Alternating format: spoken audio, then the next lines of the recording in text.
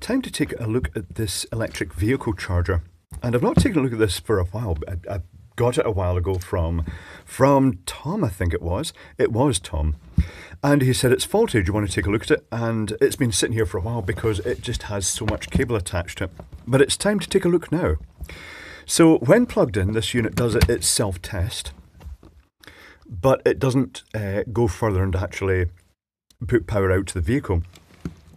And the first thing I noticed here was I was probing about on the pins, and the first thing I noticed was that there's no continuity, and this might be normal, but I don't think it is, between the earth here and the earth pin on the actual vehicle connector, which is odd. I don't think there's any reason they'd break that I don't know, maybe they do break it through a relay. The only way to find out is to open it up and have a look inside. So the rubber cover on the outside actually covers the screws and keeps the whole thing together, so I think I'm going to have to just try and slide this off in some way. What's the best way to do this? I'll sure try and slide it the other way. I don't know if this is the correct way to do it, but it's the way I'm doing it. Ugh. Yeah, that's quite tight. It's tight and rubbery, particularly because of the shape. That's quite hard to get off. There we go. The screws are security screws, and I've already looked out what I thought was going to be the right bit, but I don't know if that's going to reach, so I shall take a couple of these out now, and then I may pause while I try and improvise a way to get the other ones out. Ooh, that's a bit annoying. I couldn't really see that because they were covered by the rubber cover. But that's okay, we shall resolve this. Right, so that's a couple loosened. 1 moment, please. And we're back, and I'm just using this screwdriver to loosen these up. There's quite a big lip, which might just be for electrical containment purposes. It's a very sealed looking module inside. That's very covered over. They don't really want it going in there, but it's very modular as well. There's the control wire going out. There's the switched power going out, he said, double checking the power was actually off, which it is. The input, well, tell you what, let's do the first test here. Oh, the plug has a thermal sensor in it. They look like the connections that go into the plug to tell if the plug is overheating. I've never seen that before. The knowledge of that is courtesy of Mike's Electric Stuff, because he did a teardown on some of these a while ago.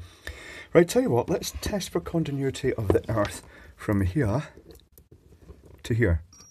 That's continuity. What about from here to here? No, there's no continuity earth through there. I wonder if it's maybe...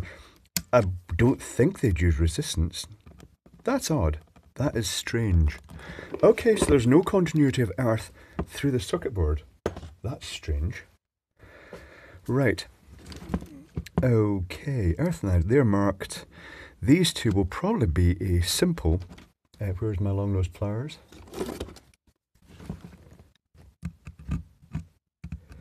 These will probably be a simple 10k resistor, I'm guessing. 10k PTC.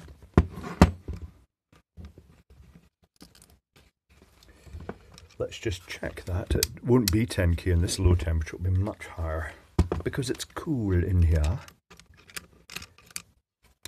I could be wrong. Let's get a probe onto those.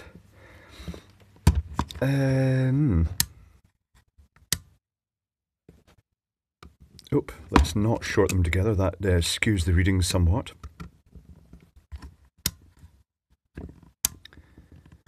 Okay. Oh, it's quite high. It's about 188k. Okay. So let's get these off and let's get that cover off and see what it looks like.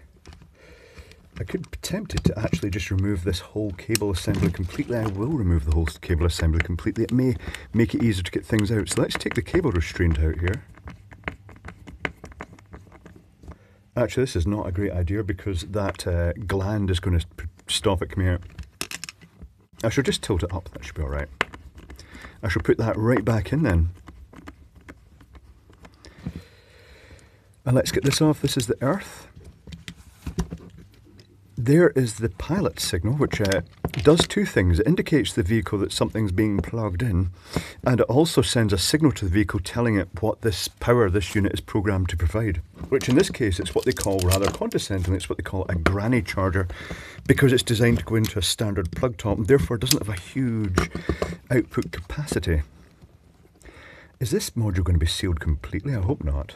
That would be disappointing if it was. Let's try and stick a wrong screwdriver in there. Let's not stick the wrong screwdriver in. Let's stick a more appropriate screwdriver. That's better. Little touches of anti-tamper paint in here. They don't want you going in here, do they?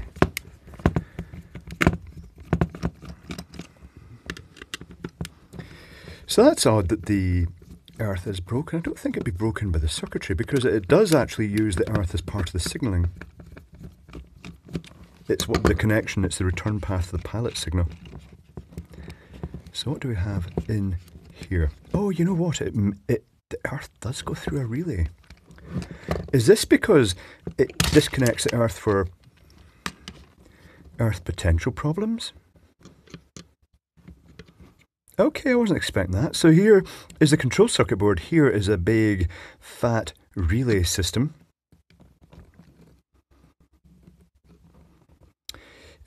This wire is probably the control signal coming back. I would guess this is common to that earth wire, so I would expect that to have continuity. Let's bring this in and check if there's continuity between these pins. There's not. I was expecting that to be continuity. That's strange. Okay. Oh, that's changeover contacts. So if it changes over, does it change over? Then how is it actually detecting the continuous, the signal, the pilot signal? That's strange. I would have thought there'd be continuity between these going out, because otherwise how is it going to actually detect when something's plugged into it? And why is it breaking that? That is strange. Right. The module is clipped in and may hinge up. Let us try and hinge this up. This is quite bulky for this bench. All the cabling just really adds a lot to it here. So a couple of clips here. And this is the control circuitry, plus it may also be sensing fault scenarios. It has... Oh, I've just pulled a little ribbon cable out. It has the sense coil for the RCD protection. It's got a little switch mode for its own internal power here, for its control circuitry. It's got the power supply circuitry. Where is the incoming supply here? The incoming is, that's the output to the relays, the grey wires, the relay coils. So the input is coming into here and then goes over through some filtering to the power supply. It's got a comm mode suppression choke. It's got the capacitors that might be charged up to mains voltage at the moment. It's got the little switch mode power supply chip and then feedback through an opto isolator and a yellow class Y capacitor. Then all the work is being done by the little microcontroller or dedicated chip. It might be a dedicated chip. There is a number on that. Atmel, Megas 164P A15MZ. So it's a microcontroller. I'd guess then. I don't think it's dedicated to a specific task. That's interesting. So I don't immediately understand why there's no continuity between the earth to the output, because I would have thought that would be quite important, unless this is a latching relay and it's failed to latch. Could I test that?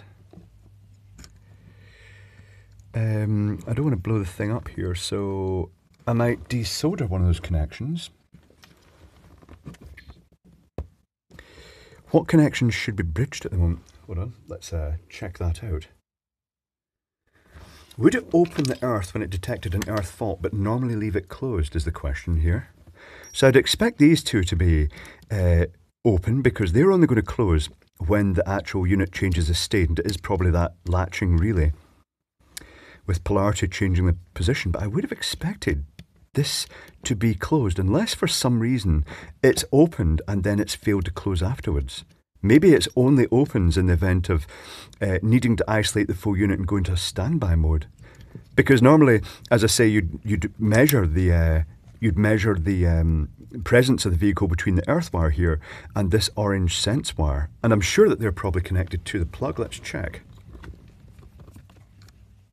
Yep, it's connected. And it's connected to the sense pins.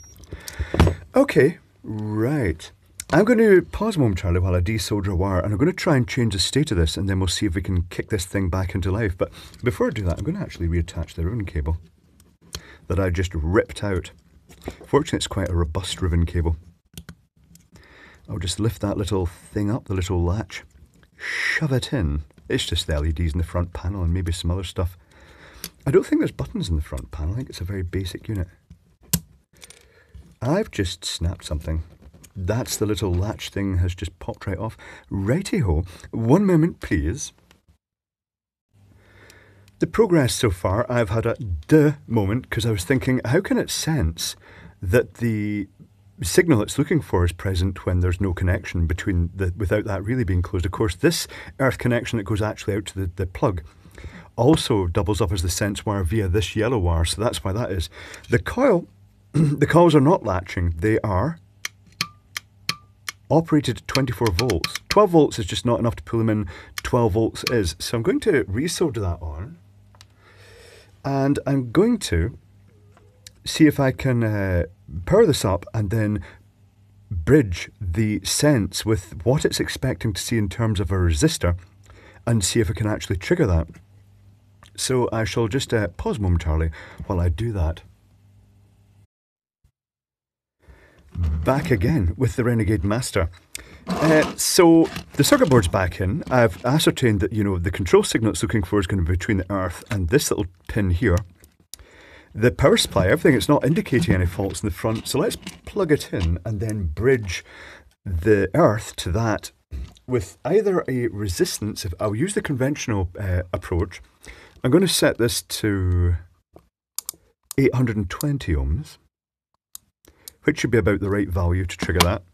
And if it doesn't trigger with that, I'll try it with a diode as well, because some of them use diodes as an extra protective feature to avoid just detecting, well, as Mike's Electric Stuff in his splendid video. I should provide a link to that. I will provide a link to that.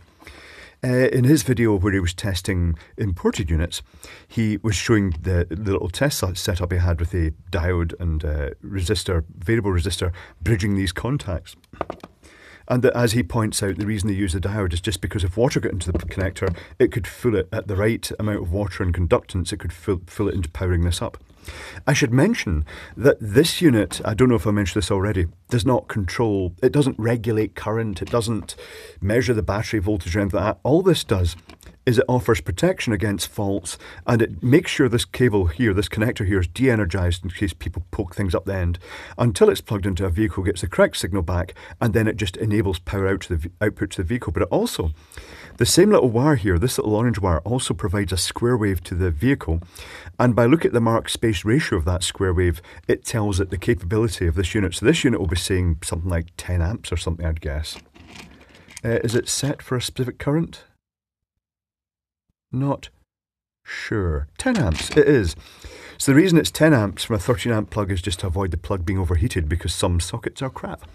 So let's plug this in, noting that all these connections will become live at 240 volts. And the display has powered up now. It's stabilized. I'm going to hook this wire onto here. Make sure I don't touch anything live. Nothing has happened. It's not detected that. That's okay. Let's put a diode in series. Diode, diode, diode. A generic 1 amp diode. Let's try it both ways round. So let's do it this way. Nothing. And let's try it this way. Okay, at this point in time, I have to say, that it's not detecting that it's connected to a vehicle, and that should, under the normal standard, have detected that. So I'm going to power the thing down so I don't grab hold of live connections. And I'm going to see if I can find out what vehicle this was aimed at, to see what it's expecting back. Incidentally, it's interesting to note that it's got a little symbol on this plate here for the RCD protection, the GFCI protection. It's got the sine wave, plus it's got the half wave, and what that means, it's designed to detect faults in the vehicle itself, where after rectification it gets bridged to the chassis of the vehicle and the vehicle comes live. If it was just a standard AC domestic style RCD, it would not necessarily detect that fault because it causes saturation of the coil, as featured in Mike's Electric Stuff's Mike's Electric Stuff on that video that I'm going to link. Right, give me a moment. I'm going to see if I can find more information about this. No joy there, so I'm not sure what vehicle it's for, but I would guess that it would have to follow the international standard for those things, and it would be expecting that sort of signal back. So what I'm going to do, I'm going to make sure it's unplugged. I'm going to pull the circuit board out again and just take a wee look at the back of the circuit board in that area and see if I can see anything. If there's anything more serious wrong, I'd have expected error messages to be displayed here. So I'm going to lift this circuit board out again, and once again I'll rip the little ribbon cable out the bottom, probably because it's very short. It's all a bit jam-packed in here, but not terribly badly so. They've just been trying to fit quite a lot into a small space, as happens in products like this, particularly when you're dealing with high power stuff. Once again, the capacitor could be charged up here. I should theoretically discharge it, but I'm not going to. It's a little surprise. Get out, get out. This is why it popped out suddenly last time. It's just getting it past these wires. Oh, okay. So let's undo that ribbon cable again. Hinge it back and see what circuitry is in the vicinity of this. I'm not caring much the fact there's a little blob in there. What is that hiding? I'm seeing... Let's have a wee closer look at that. I'm seeing a pretty shit solder joint on there, but that's not necessarily the problem. What is it heading to? Not sure. That is going under that blob, unfortunately. That's annoying.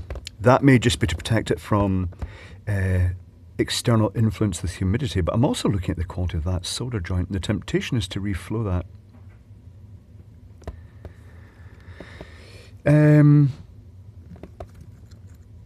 But then it's going to the microcontroller after massage under that blob, and that it's all tiny surface mount components. They are covered in that stuff, which is going to make it very hard to fix that. So all I can really think of doing at the moment, just as a test, is reflowing that solder joint, reassembling it, see if it works. If it doesn't work, then the problem is almost certainly in the vicinity of this area, and it may be more sort of terminal. It may not be that easy to repair without actually getting into chemicals or stuff to try and dissolve that goo and find what's underneath, at the risk of causing damage to actually enable this circuitry.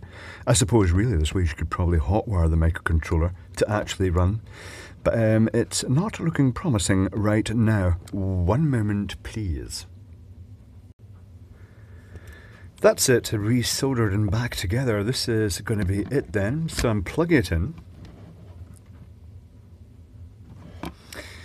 And I'm going to touch with the diode in series with the resistor. Now, noting that this is a 820 ohm resistor, I don't know how critical it is about resistance. I wouldn't have thought it'd be too wide-ranging. It's still not detecting that, so I'll turn the diode round.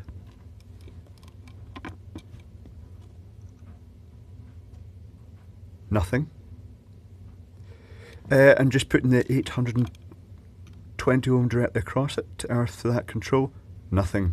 I have a horrible feeling that the problem lies under that little pool of resin underneath, and that's the bit that actually detects the sort of whether the vehicle is connected. So while this circuitry is probably still completely functional, and certainly when this is unplugged at the moment, when I turn it on, it's not flashing error messages. It's going through its self-test routine when it's powered up, and it's testing the display. Let me demonstrate that, but it's just not detecting when a vehicle is being emulated on the input. That's strange. Disappointing. It's not a fix, I'm afraid, in this particular instance, but it's certainly worth looking inside one of these and seeing the two relays, one for switching the power and one for switching the earth. I'm guessing this is to detect when something terrible has gone wrong, like maybe there's a lot of there's current flowing from, I suppose ultimately it's the fact the vehicle itself could potentially be live with respect to ground. If a fault occurs inside and someone bridging ground to the vehicle, then they would provide the current path provided by the earth link, so that's probably why it's breaking the earth. Well worth taking a look inside, but unfortunately it's not a fix in this instance.